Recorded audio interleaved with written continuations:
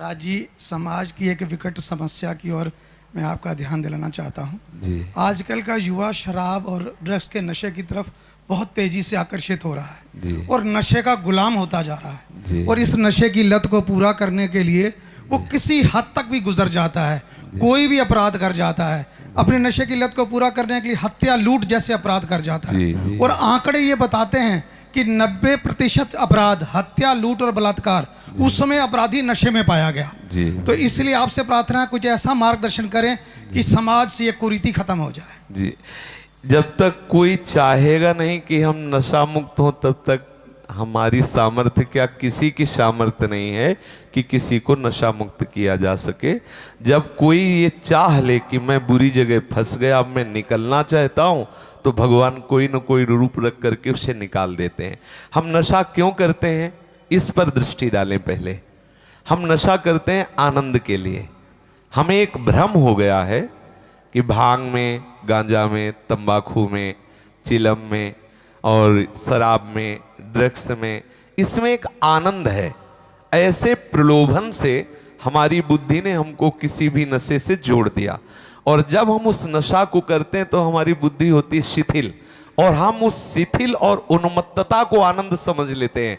धीरे धीरे हम उस शिथिलता और उन्मत्तता का ऐसा प्रभाव पड़ता है, इतने आसक्त हो जाते हैं कि हम उसके बिना जी नहीं सकते और वो उस प्रमत्ता में, उस उन्मत्ता में, उस प्रमाद स्थिति में वो बड़े बड़े दुराचार प्रवृत्तियों से भी युक्त हो जाता है। उसका शरीर ऐसे ऐसे रोगों से ग्रसित हो जाता है। अभी कुछ ही दिन पहले एक अपने हैं, शायद यहाँ बैठी हूँ, उनके पति शराब पीते थे, उनका लीवर खराब हो गया।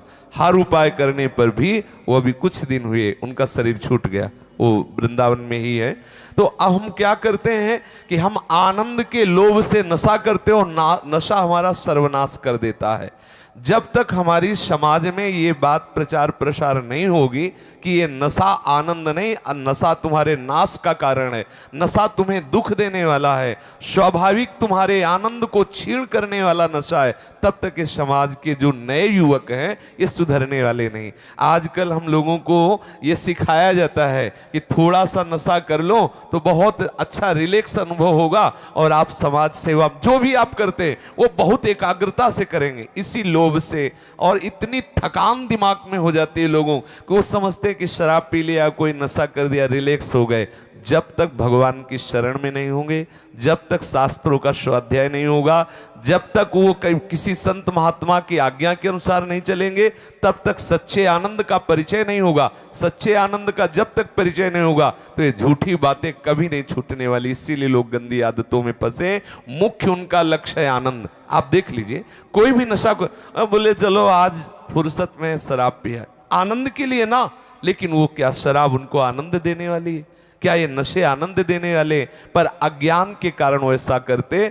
जब तक उनको सत्संग नहीं मिलेगा और जब तक वो स्वयं नहीं छोड़ना चाहेंगे, हम ये जानते हैं कि हम ये कर रहे हैं लेकिन बुरा है, इसे छोड़ना चाहता हूं, तो उपाय है। जब वो उसे छोड़ना ही नहीं चाहता, उसे गुण मान लिया है कि ये हमारे आनंदित होने का, हमारे विश्राम का, हमारे रिलैक्स होने का उपाय, तो कोई नहीं छुड़ा सकता है। इसलिए हमें लगता है कि पहले उनको सत्संग मिलना चाहिए, वो इस बात को समझे कि मैं गलत आचरणों में हूं, मुझे छोड़ना चाहिए गलत आचरण, फिर वो छोड़ सकते हैं। पक्का समझ लीजिए, हर नशा आनंद के लिए करते हैं और वो नशा उनके आनंद का नाश करने वाला है। आनंद तो सच्चिदानंद प्रभु के चरणों में है। जब तक प्रभु के चरणों का आश्रय नहीं लेंगे तब तक ये बात सुधरने वाली नहीं है। चाहे कसम खा के देख लो, एक कसम खाओगे एक विषय की तो दूसरा रास्ता निकल आएगा, दूसरे व्यसन का आश्रय ले लेंगे। जब आनंद मिलेगा प्रभु की तरफ तो फिर उनका मन शांत हो जाएगा। निज सुख बिन मन होई कि थीरा।